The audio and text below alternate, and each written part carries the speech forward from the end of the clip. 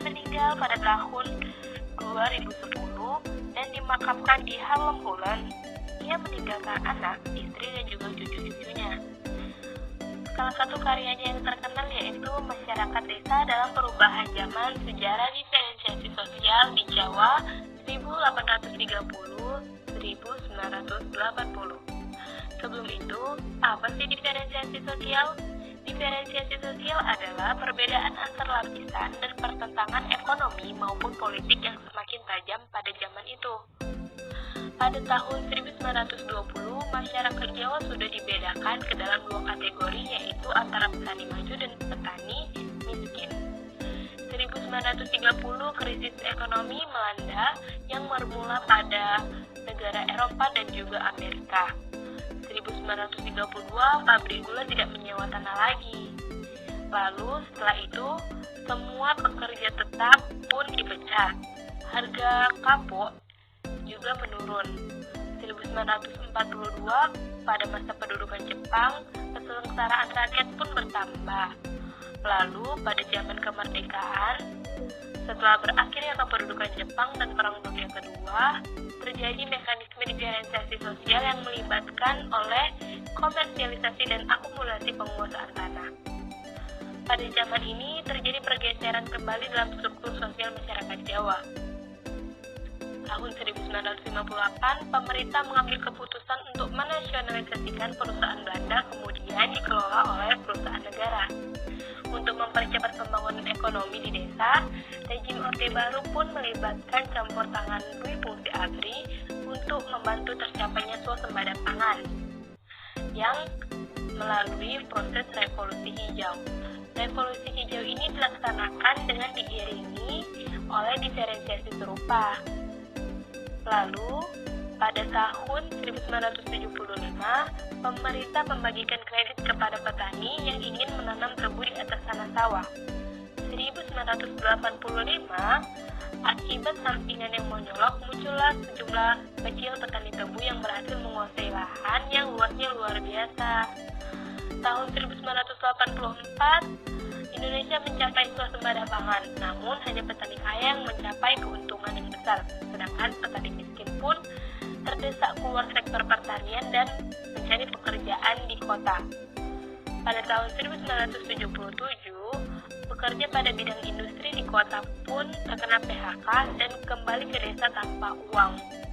1998, meletuslah kerusuhan yang berkaitan dengan situasi pangan, dilaksanakannya pemasyarakatan teknologi di bidang agrobisnis dan agroindustri.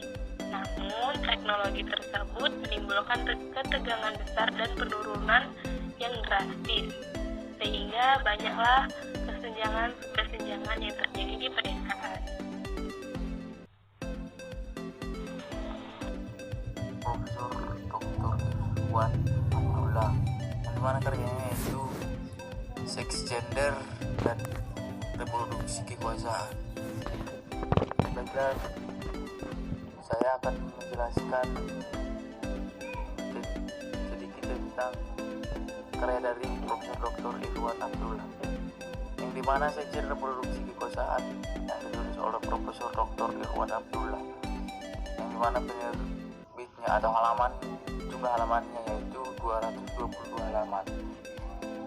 Profesor Dr. Irwan Abdullah adalah guru besar antropologi Fakultas Ilmu Budaya di Universitas Gadjah Mada di Aceh Utara pada 8 September 1963. Karirnya dimulai di Pusat Studi Kependudukan dan Kebijakan Universitas Gadjah Mada sejak tahun 1987.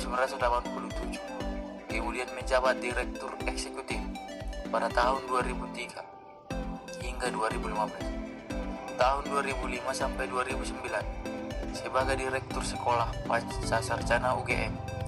Selain mengajar di beberapa perguruan tinggi, pendidikan dan penelitian dan metodologi setelah menemukan sarjana dari jurusan antropologi Universitas Gadjah Mada berbagai menentukan nilai untuk mengakui partisipasi perempuan dalam kehidupan luas. Bisa kita lihat pada halaman 193. Istilah itu menurut Dr. Irwan Abdullah adalah usaha menambah beban di pundak perempuan. Soalnya pekerjaan perempuan sudah begitu banyak, dengan mengurus anak, melayani suami, sampai ikut membantu ekonomi keluarga, baik dari sektor domestik maupun publik. Buku ini terdiri dari 4 bagian dan 11 bagian. Yang pertama dan kedua berputar di sebuah wacana tentang perempuan. Bagian ketiga menyoroti perempuan dalam keterlibatannya di bidang ekonomi. Sedangkan bagian keempat atau bagian yang terpaling terakhir yang merupakan epilog adalah rajutan bagian pertama, kedua, dan ketiga sekaligus kesimpulan penulisnya masing-masing. Bagian dan digarap secara serius karena yang ada di dalam buku ini merupakan hasil penelitian lapangan serta riset perpustakaan. Beban ibu selama ini sudah begitu berat, tetapi berbagai kajian yang masih membahas bagaimana memberdayakan perempuan yang dipandang sebagai kaum lelaki.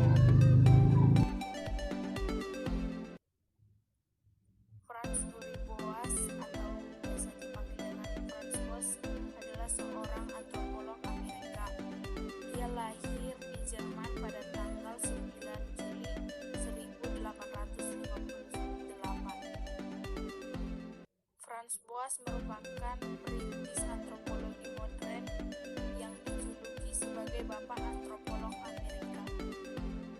Salah satu karyanya yang tercipta selama menjadi antropolog adalah The Mind of Primitive Man.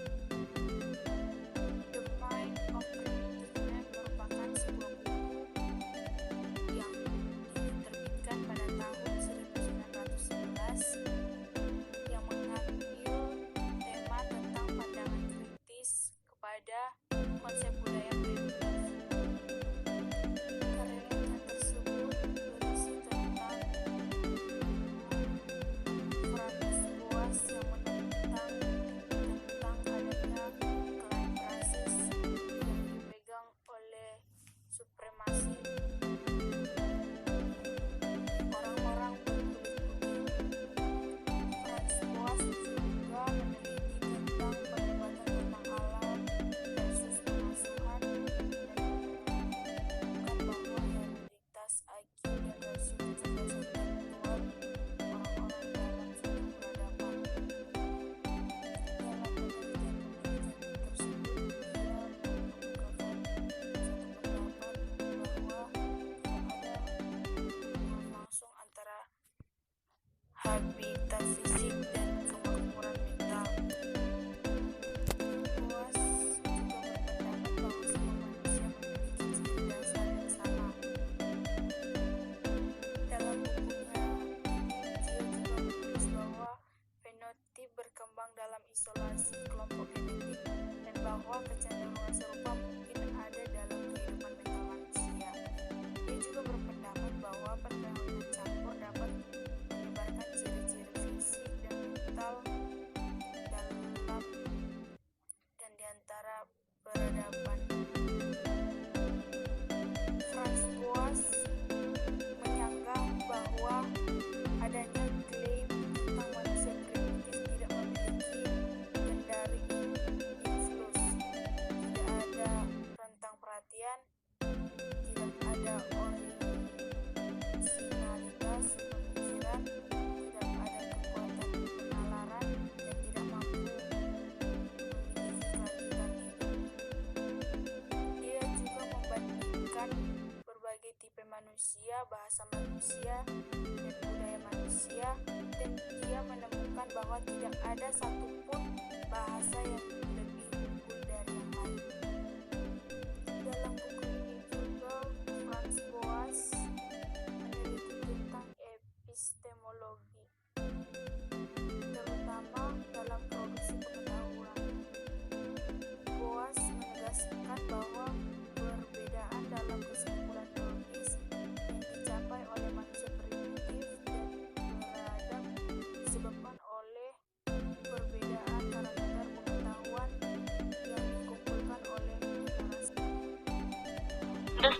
of Man, karya Rep Linton.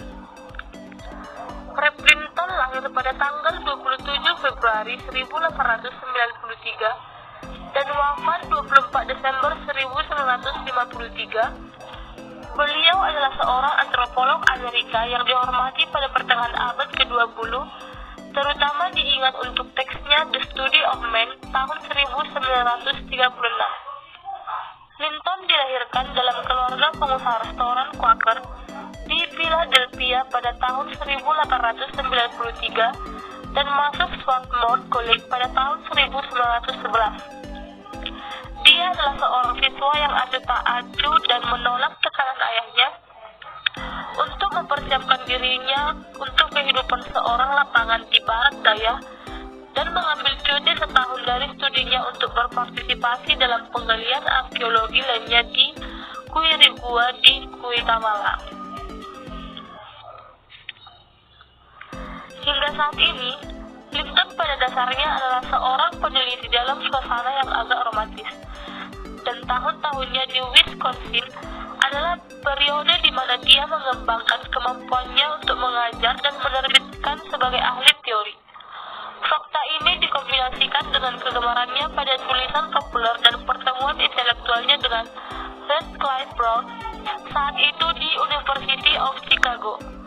Memimpin penerbitan buku teksnya The Study of Man tahun 1936. The Study of Man menetapkan Linton sebagai salah satu ahli teori antropologi, terutama di antara sosiolog yang bekerja di luar arus utama Boasian. Dalam karya ini, ia mengembangkan konsep status dan peran untuk menggambarkan pola perilaku dalam masyarakat.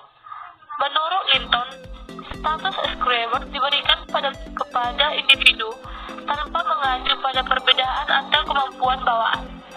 Sedangkan status tercapai ditentukan oleh kinerja atau usaha seseorang.